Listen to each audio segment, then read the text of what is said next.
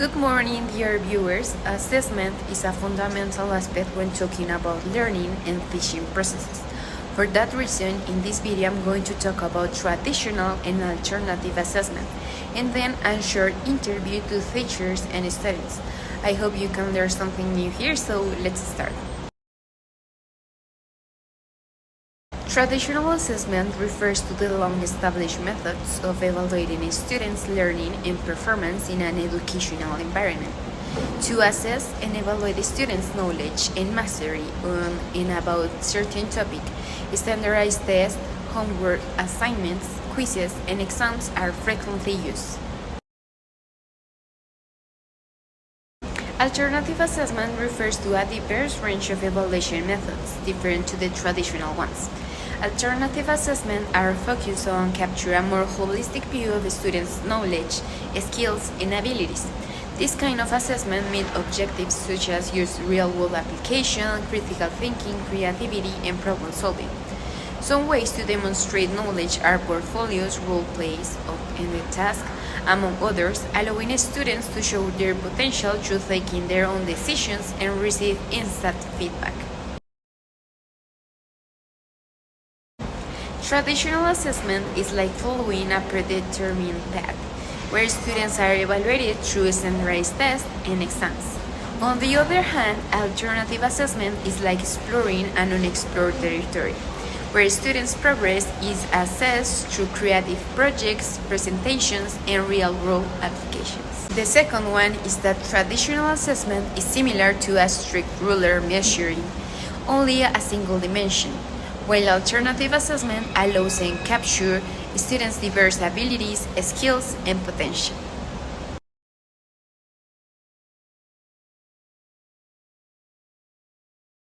Now let's continue with the teacher's interview, in which Tatiana Pedraza and Lorena Piñeros were the participants. So let's know like the questions that they answer. So the first one is, what are the main differences between traditional and alternative assessment?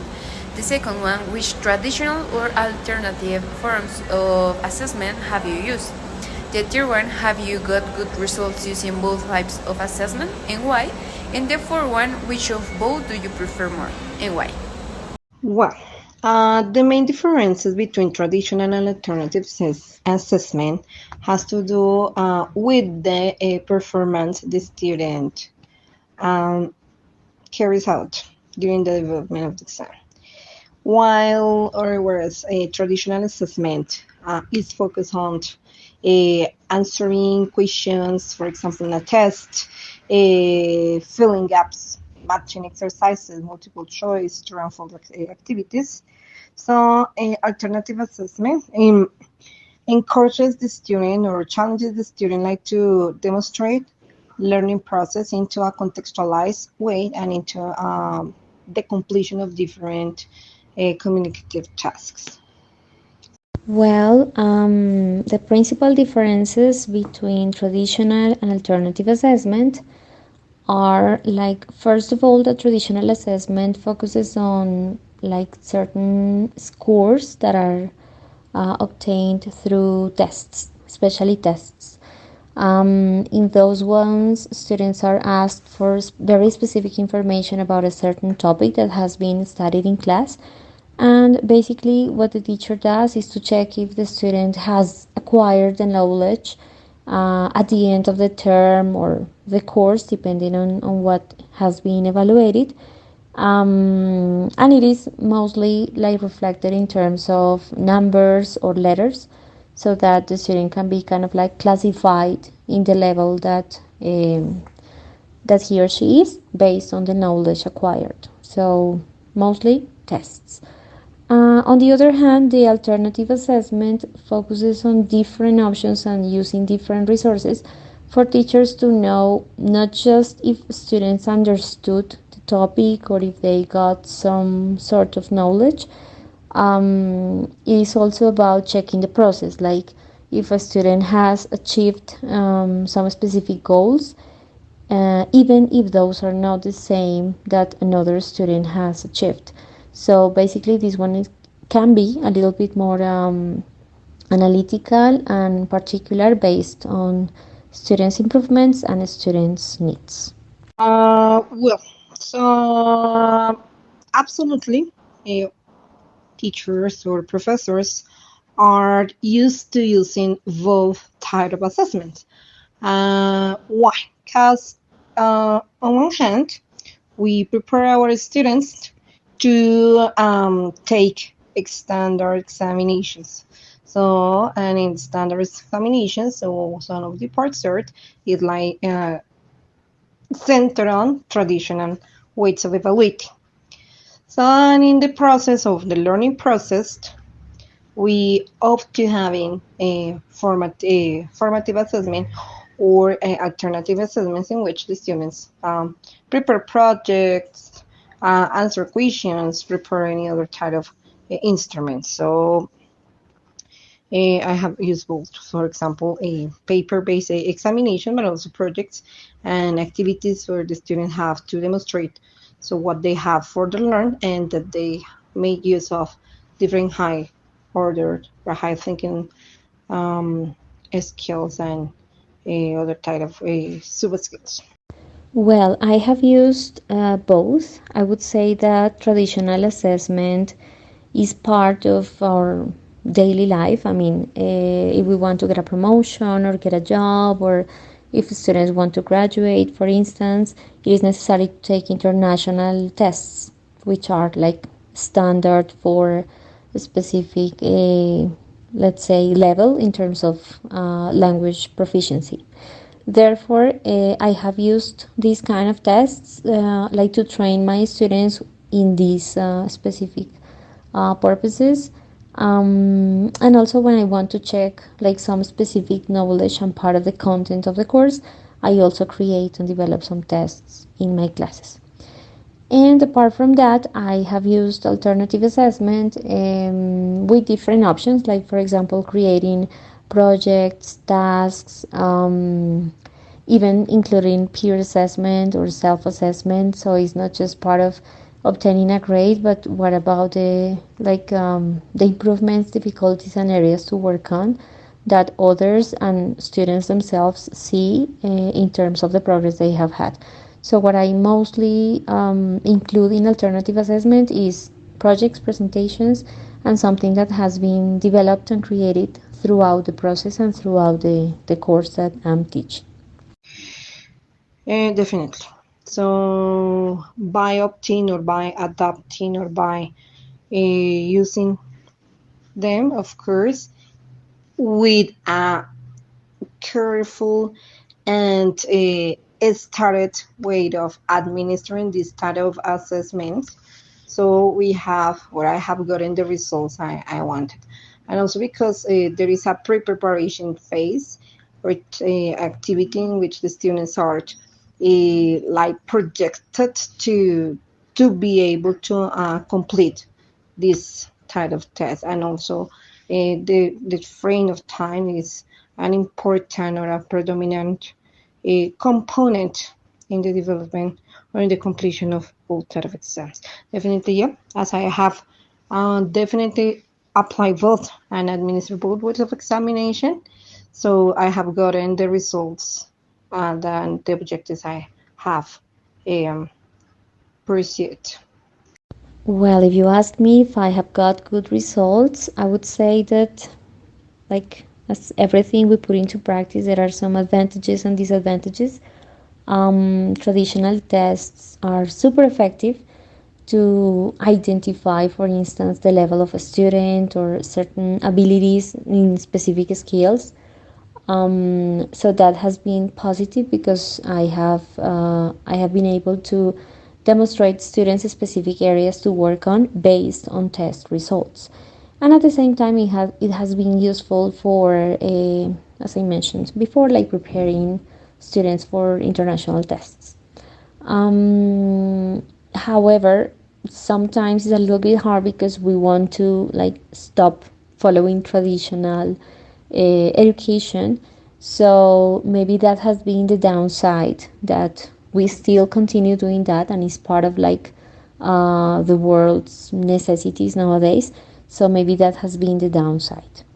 In terms of alternative assessment, something really positive is that students really engage into that. It allows students to participate because it's not just like cheating on a test or something, but it demands some specific procedures that students have to follow. So that's something really positive. And maybe the difficult part there is that we need to have, well, not the difficulty, but I would say the necessity is to have very, very specific criteria to assess this kind of in this kind of way. And it's super important that students know that criteria so they are familiar with like an example or something, or they know exactly what the teacher is asking them to do, and at the end they can see results based on that agreement that was previously decided. So maybe I wouldn't say like good or bad. I think that they all have some positive and some difficulties while carrying them out. But yes, that's what I think. Well, as I told you before, this is a matter of satisfying needs, and we have to prepare the students to be able to work on or both type of exams, as we are learning languages. So exams or standardized exams are needed in our field of study, but also in the formative process and as the weeks go on, um, we prepare them for other type of like real life experiences. Sure. Well, if I had to choose one, I would go for the alternative assessment, because it gives us like another view of education and what students actually need for improvement. You know, it's not just for us to confirm if something was learned or not, but on the contrary, is to demonstrate the process and if students are really like finding some benefit from our classes and from what is happening around in the sessions. Um, so I would go for that one.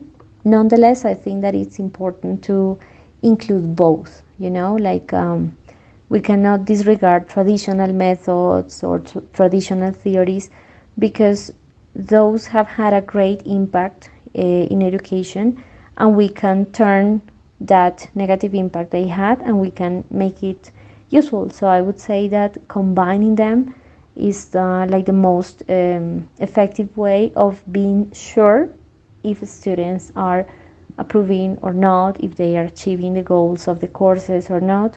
So I would say both are super useful.